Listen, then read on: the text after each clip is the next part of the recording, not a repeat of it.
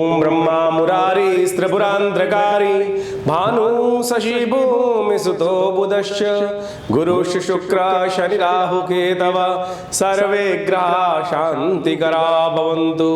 ओम मये सूर्य सहस्त्रांशो तेजो राशि जगत्पते अनुकंपय मां भक्त्या गणर्घं दिवाकर।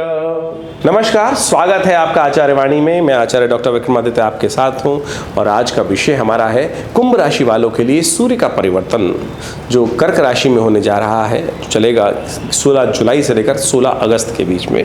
किस प्रकार का योग आपके लिए बनाएगा। देखिए, सूर्य आपकी राशि के अनुसार से सप्तम भाव के मालिक है और सूर्य पराक्रम के स्वामी माने जाते हैं। सूर्य क्रूर देवता माने जाते हैं और स्वभाव उनका बड़ा क्रूर रहता है और वो तेजस्वी ग्रह हैं सबसे ज़्यादा।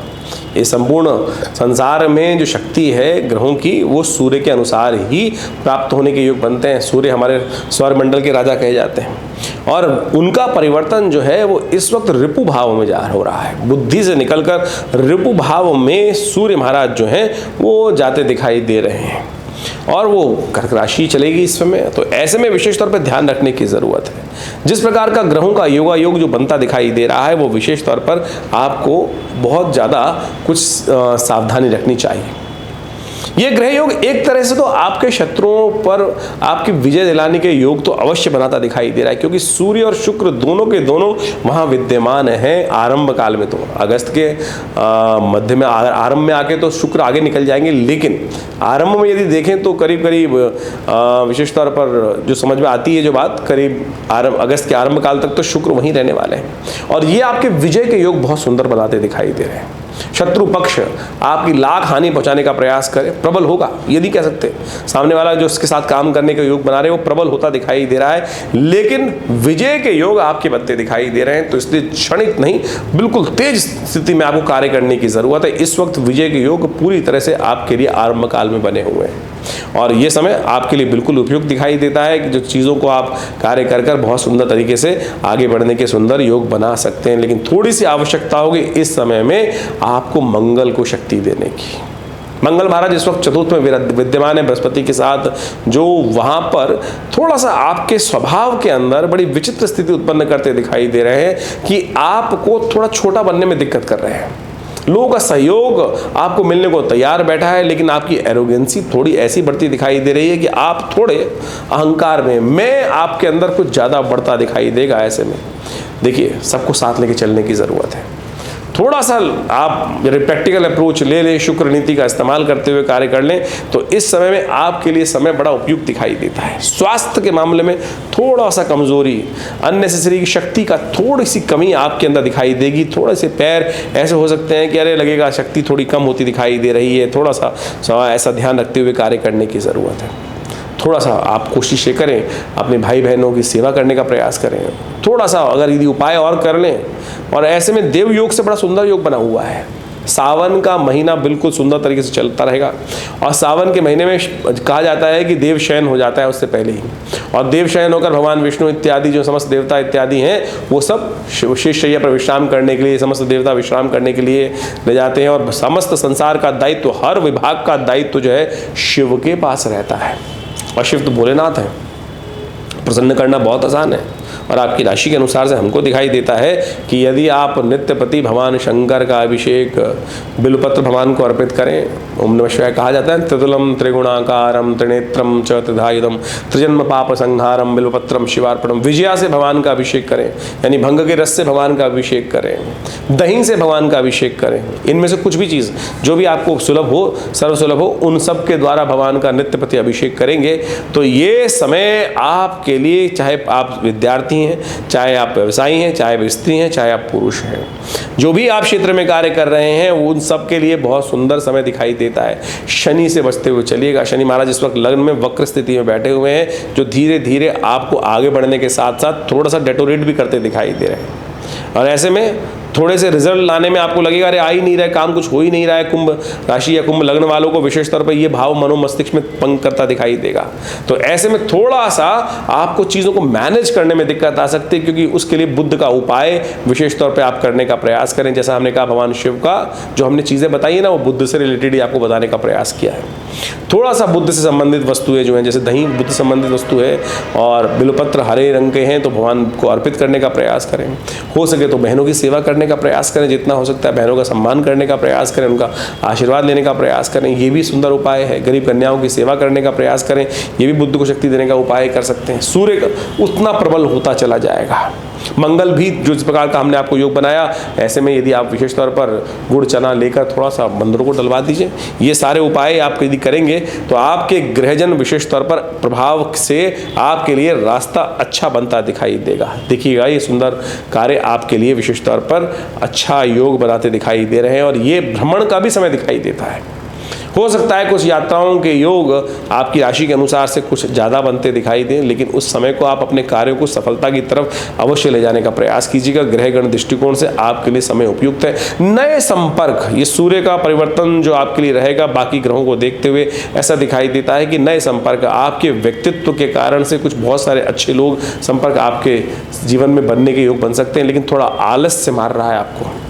थोड़ा आलस्य, कहीं ना कहीं थोड़ा सा एरोगेंसी आपके जीवन में आपको कहीं ना कहीं कष्ट देने के योग बना रही है। तो हनुमान जी का स्तवन नित्यपति, शिव का स्तवन नित्यपति, सावन के अंदर आप अवश्य इन समस्त कर्मों को कर कर अपने भाग्य को जगाने के लिए कुंभ राशि वालों सुंदर कार्य कर सकते हो। तो इन समस्त उपायों को जो हम आपको बता रहे हैं और अभी आपको पूरी तरह से डिटेल में बताने भी वाले हैं, उसको अवश्य सही रूप से करने का प्रयास करें।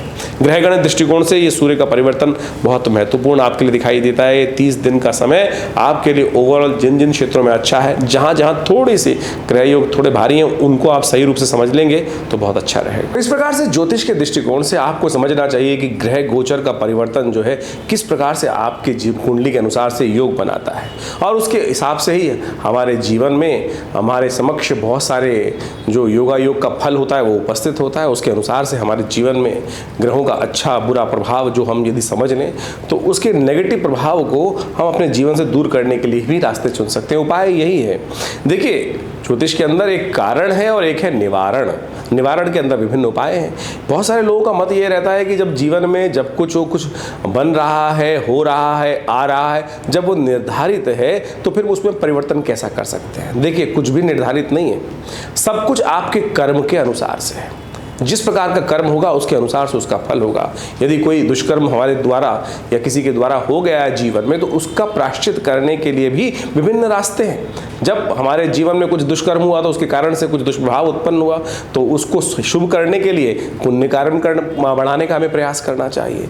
यही जीवन की विचित्र विडंबना है कि हमको ये ज्ञान सही रूप में सही जगह यदि प्राप्त हो जाए तो हम सब चीज़ों को ठीक करने का रास्ता बना सकते हैं। वास्तविक तौर पर ये समझ लीजिए कि जो निवारण है वो परमात्मा का नाम ही है। हम विभिन्न उपायों की तरफ जाते हैं, उन सब का एक ही जो रास्ता है वो परमात्मा की कृपा ही है। हम किस प्रकार भी परमात्मा का नाम यदि श्रद्धा के साथ ले लें तो वो हमारे जीवन में सब प्रकार के अशुभ प्रभावों को दूर कर देता है। फिर भी ज्योतिष के दृष्टिकोण से अनेक उपाय शास्त्र में बताए गए हैं, वो भी अद्भुत रूप से कार्य करते हैं। तो सूर्य को मनाने के लिए विभिन्न उपाय जो शास्त्र में वर्णित है, चाहे वो सूर्य को जल देना, चाहे वो रविवार का व्रत रखना, अच्छे कर्म करना, गेहूँ इत्यादि का दान करना, नमक का दान करना, सूर्य के मंत्र ओम घृणी सूर्य आदित्याय नमः इस मंत्र का नित्यप्रति जप करना, गायत्री का जप करना, ये सब के सब एक ऐसे अद्भुत उपाय हैं जिनको यदि आप करें नित्यप्रति तो सूर्य के होने वाले बहुत सारे दोष जीवन से दूर हो जाते हैं। तो इन सब कर्मों को यथाउचित भाव से अवश्य करने का प्रयास करना चाहिए। सूर्य का जो आदित्य हृदय स्तोत्र है वो तो अद्भुत है। यदि उसका सानिध्य नित्यप्रति लिया जाए तो अनेक प्रकार से जीवन के कई कष्टों को दूर करने का रास्ता बन जाता है। सूर्य प्रत्यक्ष देवता है शास्त्र के अनुसार से और वो नित्यप्रति अपना दर्शन देते हैं प्रकृति में, हर मानव को, हर जीव को अपना दर्शन देते हैं नित्यप्रति अपने कार्य के अनुसार से। वो संसार में प्रकाश का उत्पत्ति करते हैं, इसलिए हमारे यहाँ उनको प्रत्यक्ष देवता कहा गया है। तो उनको ठीक करने के लिए उनके ग्रह प्रभाव को अपने जीवन से यदि हम अशुभ प्रभाव यदि किसी कर्म के अनुसार से हमारे जीवन में बन गया है तो उनको ठीक करने के रास्ते अवश्य आपको चुनने का प्रयास करना चाहिए। और यदि नित्यप्रति भगवान सूर्य को आप जल देंगे तो उनके तेज को ग्रहण करने से भी आपके जीवन में जो कहीं ना कहीं कुछ उठापटक के योग हैं, कुछ नेगेटिव सूर्य के अनुसार से जो प्रभाव उत्पन्न दिखाई दे रहा है ज्योतिष गणनाओं के अनुसार से, उसको बहुत बढ़िया तरीके से ठीक कर सकते हैं। और विभिन्न प्रकार से विभिन्न समय और इस समय तो बड़ा अद्भुत योग चल रहा है। जब तक ये सूर्य जो महाराज जो कर्क राशि में चलेंगे तब तक सावन का सुंदर महीना चलता दिखाई दे रहा है। और ऐसे में भगवान का सुंदर स्तवन करें। कहा जाता है कि देवशयनी एकादशी से भगवान विष्णु तो शेषशैया पर विश्राम करने चले जाते हैं, लेकिन उसके बाद संसार का संपूर्ण दायित्व जो है वो भगवान शिव के ऊपर आ जाता है। और भगवान शिव जो है वो तो भोलेनाथ है। और सुंदर सावन का महीना चल ही रहा है, तो उसको ठीक करने के लिए सबसे श्रेष्ठ है ना भगवान का नित्यपति रुद्राभिषेक करें। हमने विवेकानंद योगाश्रम में इस पूरे सावन के महीने में सुंदर रुद्राभिषेक नित्यपति रखा है। दूध से, दही से, घी से, भस्म से, विभिन्न इच्छु रस से, विजया के रस से, विजया से, सब प्रकार से, दही से, दही इत्यादि से, खीर इत्यादि सब प्रकार से भगवान का सुंदर अभिषेक नित्यपति चलता है। भगवान शिव का बहुत विशाल शिवलिंग यहाँ सदगुरु आचार्य श्री केशव देव जी के द्वारा प्रतिष्ठित किया गया है दिल्ली में विवेकानंद योगाश्रम में। वहाँ नित्यपति सावन के पूरे महीने में रुद्राभिषेक रहेंगे। अपनी अपनी मनोकामनाओं के निमित्त लोग वहाँ इस कार्यक्रम में रोज जुड़ते हैं, आते हैं, रुद्राभिषेक करते हैं। तो आप भी सादर आमंत्रित हैं।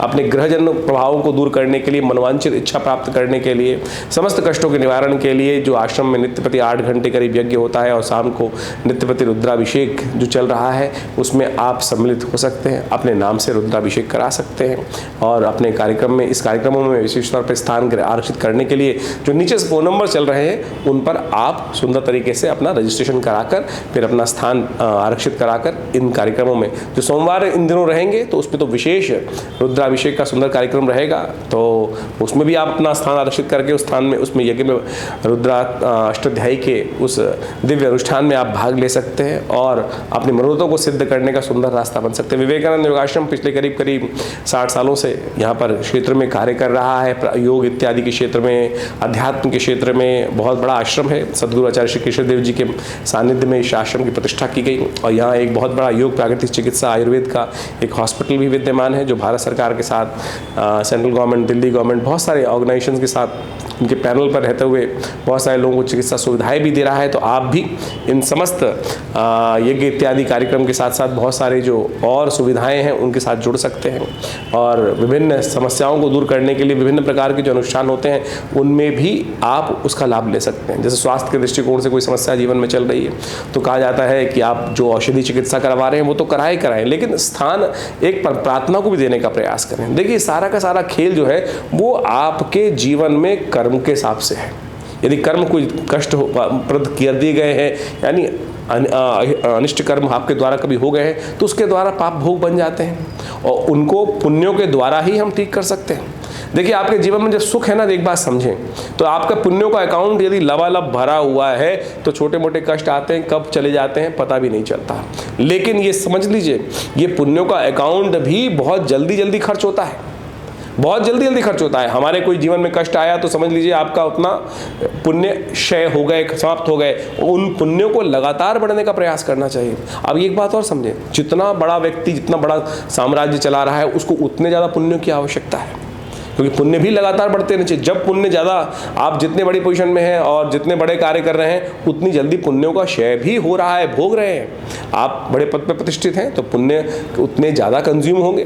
तो इसलिए एक बात का ध्यान रखना चाहिए कि पुण्यों का अकाउंट आपका लगातार हमेशा चलता रहे। उसके लिए सदकर्म, शुभ कर्म, लोगों की जनसेवा, परमात्मा का भजन, यज्ञ इत्यादि, लोगों की सेवा इत्यादि, भाव को पवित्र रखना, ये सब यथाउचित भाव से आपको करने का प्रयास करना चाहिए। यही हम समझ नहीं पाते हैं।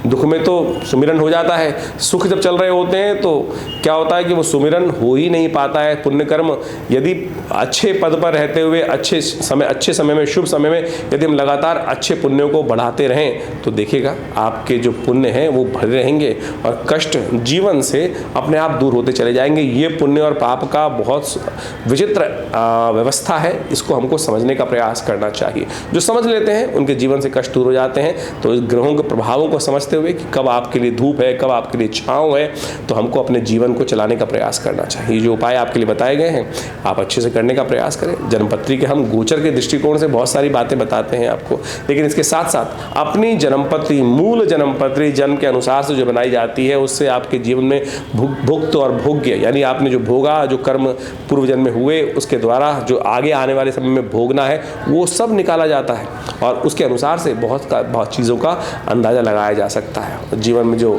समस्याएं चल रही हैं उनको दूर करने के लिए विभिन्न शास्त्र में उपाय वर्णित किए गए हैं, तो उन सबको करने से अद्भुत रूप से कष्ट दूर होने के योग बनते हैं। ये सिद्धांत बिल्कुल सत्य है। लोग आएंगे आपके जीवन में, बहुत सारे समय समय पर लोग उपस्थित होंगे जो भ्रांति उत्पन्न, आपको पदभ्रष्ट करने का प्रयास कर सकते हैं, लेकिन उसमें ना अटकना, यथाउचित भाव से अपने कर्मों को करने का प्रयास करना, वो आपके लिए अच्छा रहेगा।